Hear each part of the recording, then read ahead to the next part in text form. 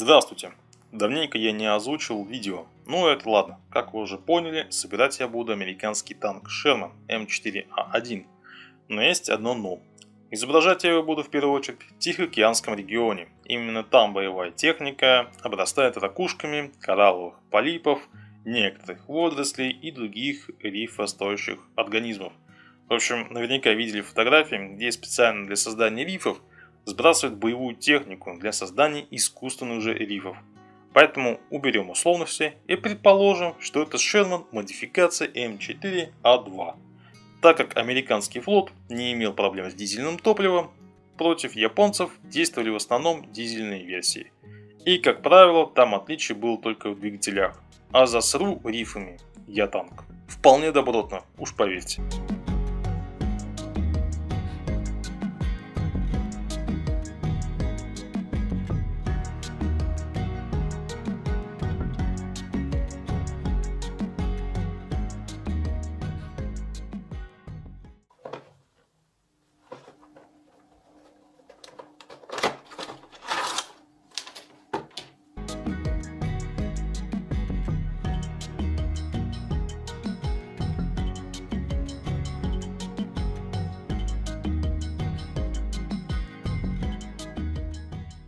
Сборка не составит особого труда, поэтому я особо не акцентировал на это внимание. Насчет водолаза. Пришлось проводить конверсию в 72 масштабе. В данном случае мне приглянулись французские легионеры. Вот одного из них я и буду превращать в будущего дайвера.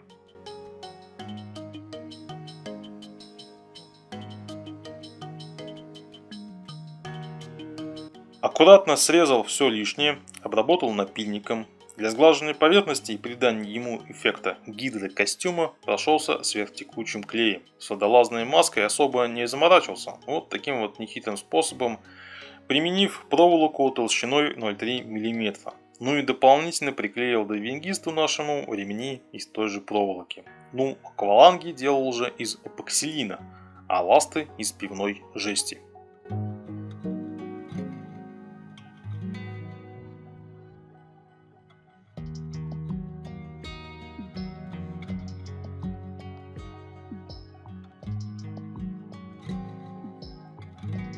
Заметно, что сами гусеницы я не натягивал, так как ленивец у данной модели при натягивании сходит, поэтому кто будет собирать данную модель, в области ленивца лучше дополнительно укрепить паз проволокой. Но я этого не делал, так как он будет обрастать коралловыми полипами из мелкой тоже просеянной губки, клея ПВА, соды и дополнительно пройдусь крупным мелким песком.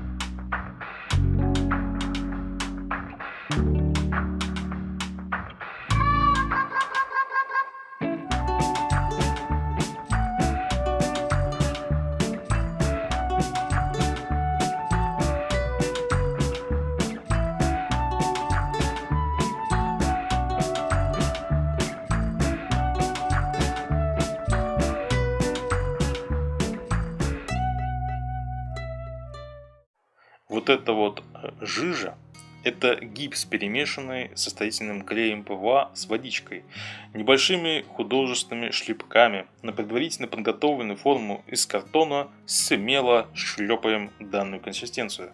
Потом выравниваем края линейкой и устанавливаем танк. Так как консистенция еще особо не затвердела, посыпаю дополнительно крупной и мелкой фракцией песка.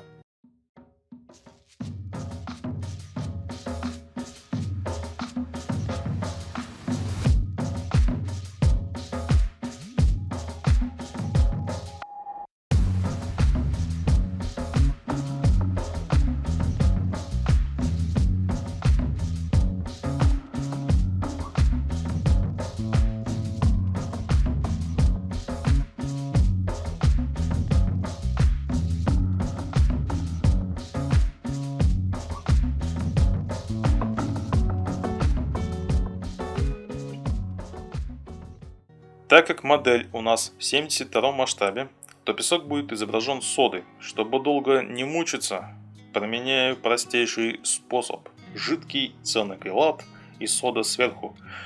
В данном случае желательно работать с респиратором. Устанавливаю дайвера на его законное место. Клею его к столу орудия. Этакая дань героическому, возможно, какому-то подвигу данного танка. Ну, там уж как ваша фантазия заиграет.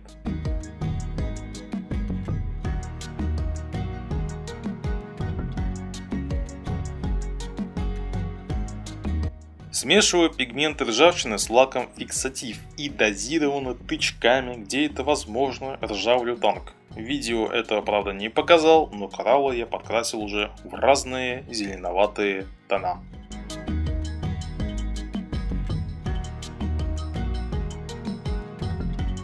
Цвет поверхности песка мне особо не понравился. Изначально прокрасил его желтоватым оттенком, но присмотревшись к реальным фотографиям, понял, что тут что-то не так.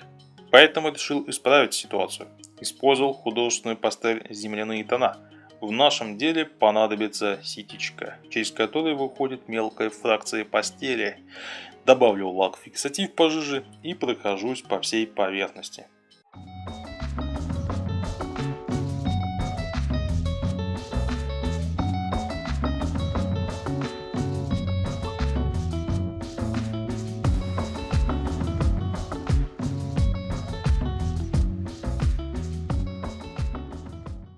Светло-серым акрилом методом сухой кисти прохожусь по песочку.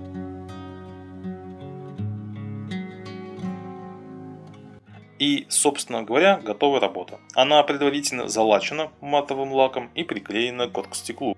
Тут стоит поговорить о том, как я делаю опалубку. И главное, на что клею. В одном из роликов как-то обмолвился. Если ролик наберет 1000 лайков, то я расскажу. Ну, в общем, раскрываю секрет. Оргстекло я использую 1 мм и 2 мм. Вырезаю канцелярским ножом, отламываю и прохожусь напильником. Клею же оргстекло я, как правило, на модельный клей. Мне лично больше приглянулся Rebel, у него носик удобный.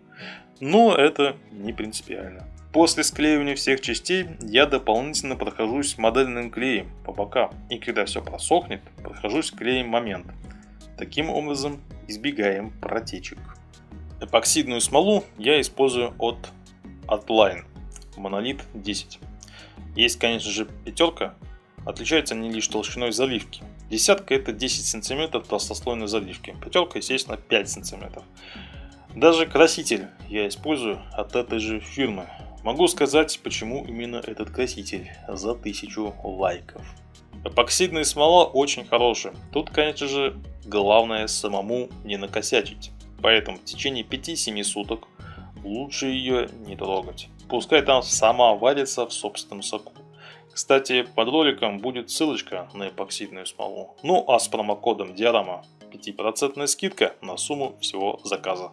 Заливаем эпоксидную смолу. Медленно, верно и аккуратно идем, товарищи.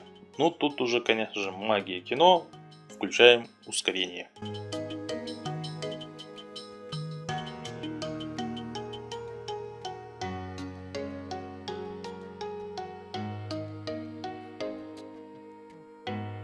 Ну и небольшой лайфхак, так сказать, это уже мой личный опыт, удачный может быть или неудачный, чтобы изобразить мелкие пузыри под дайвером через 1,5-2 суток протыкаем смолу над изголовьем дайвера. И впоследствии получаются вполне естественные пузыри.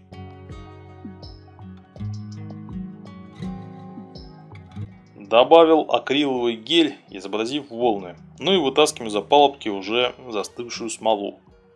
Решил борта порезать не прямо, а волнами. Ну, чтобы, смотря на работу, было понятно, что море немного волнуется. Бедное море.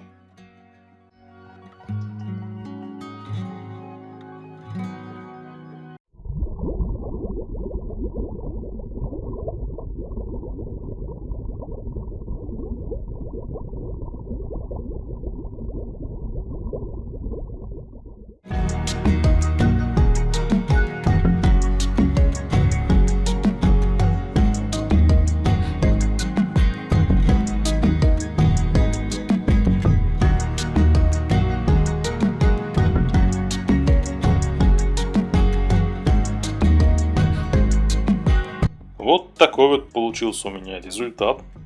В общем, спасибо, что досмотрели до конца. Пишите комментарии, что вы думаете о данной работе. Предлагайте идеи, ставьте лайки, дизлайки. Ох уж эти бедные лайки. В общем, пока, до новых встреч.